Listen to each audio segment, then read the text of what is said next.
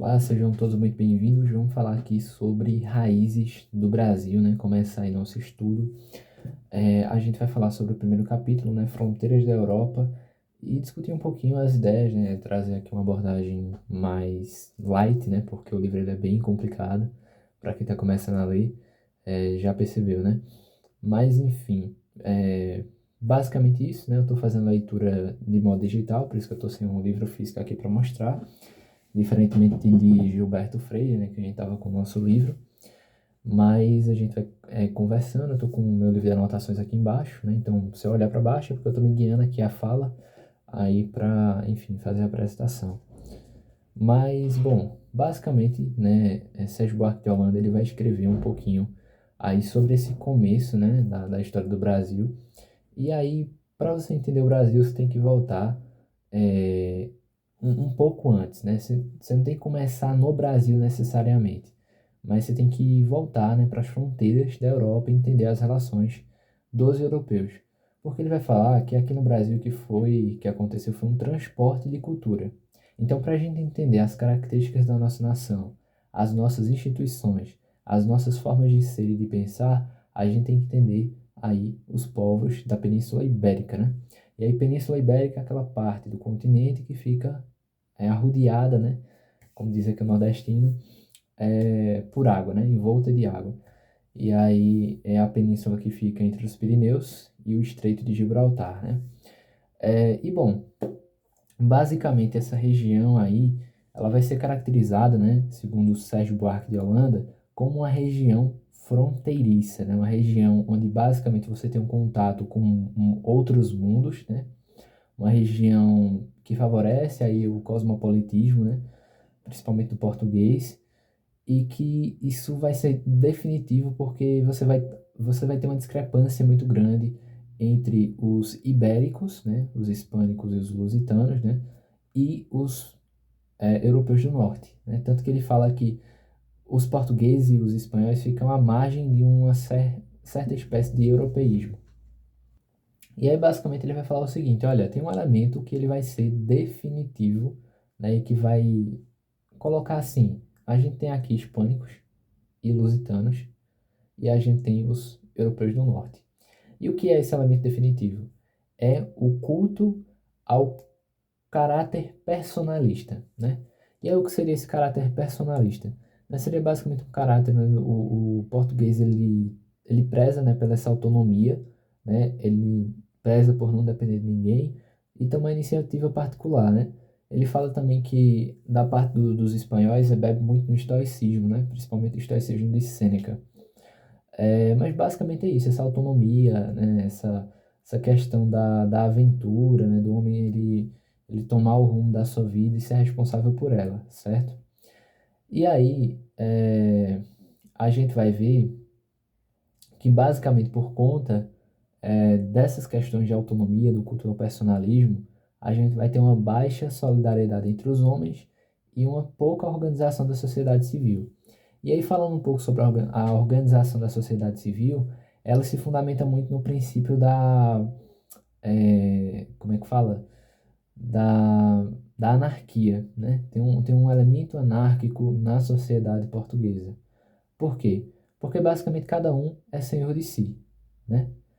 Então eles não vão convergir muito para uma associação entre os homens, mas uma desassociação, uma descoesão social. E essa descoesão social ela vai ser muito combatida pela instituição da igreja, né? E aí ele coloca uma coisa muito interessante que é Portugal e Espanha são pioneiros numa espécie de mentalidade moderna. Essa mentalidade mais desconexa, essa mentalidade mais autônoma.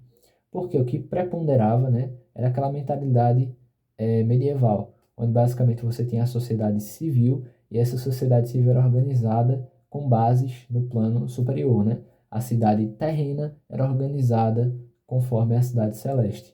E aí a cidade celeste tinha hierarquia que deveria ser respeitada também na cidade terrena, né? Então, basicamente, a gente tem essas questões. E aí, né, o português ele não vai levar tanto em consideração essa questão da hierarquia, né, pela igreja, Mas essa é uma tentativa, né, da religião aí de tentar, né, organizar a sociedade civil, né, principalmente isso. E aí ele fala, olha, as pessoas que querem voltar ao passado, né, e pensam que no passado estava mais organizado, estava de jeito nenhum, né. O passado tradicional do português é um passado de desorganização, né, de desordem, né, um passado bem dizer, anarquia, né, não gosta de se associar nem se aliar a outra pessoa, né.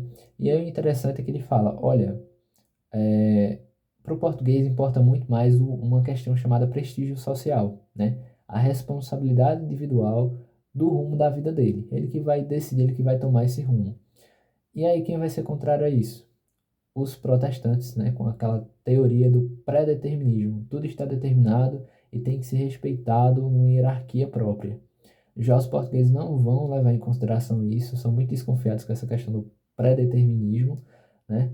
E eles gostam dessa coisa mais solta, deles aí conseguirem definir o rumo aí da sua vida.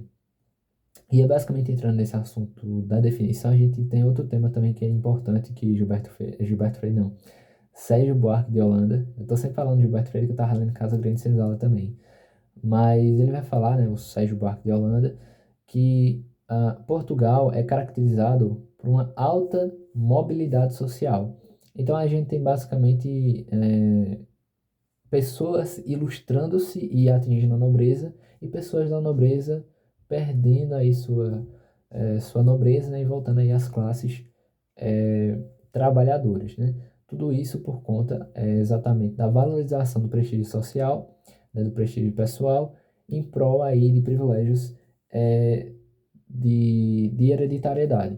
Existia, né, mas não era tão definidor, né? Era mais definidor a conduta que você tinha, né, as habilidades e tudo mais, para atingir essa fidalguia, para atingir aí essa nobreza. E ele vai citar também, muito importante, que o português ele tem uma busca incessante, né, pela ética do fidalgo, né, que basicamente é uma valorização que o português tem nos títulos e nas honrarias. E aí, por exemplo, as pessoas que trabalhavam com trabalhos mais braçais, né, trabalhos mais mecânicos, eles tinham restrito algumas honrarias que os nobres tinham. Então, qual era a perspectiva do português?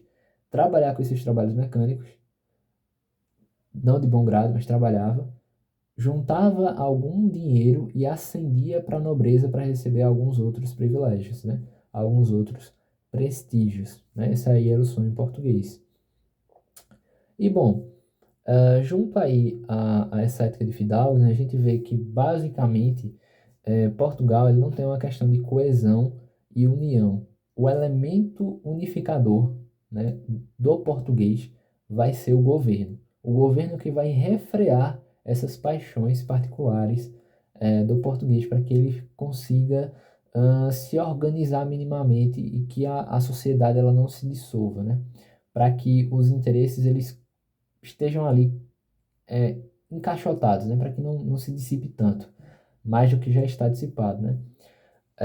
E outra coisa interessante também, que Sérgio Buarque vai colocar em pauta, é a questão do culto ao trabalho, né? E o culto ao trabalho a gente lembra muito aquela questão clássica, né? Onde se valorizava mais o ócio, a preguiça, a contemplação, do que propriamente o negócio, as atividades de comércio, né? E aí o português ele vai ser muito assim também, ele vai dizer, ó, não faz sentido eu valorizar o trabalho, né, o trabalho braçal externo, porque, por exemplo, se eu vou fabricar uma caneta, né, eu estou me empenhando para melhorar um objeto exterior a mim, que é a caneta, não necessariamente a mim mesmo.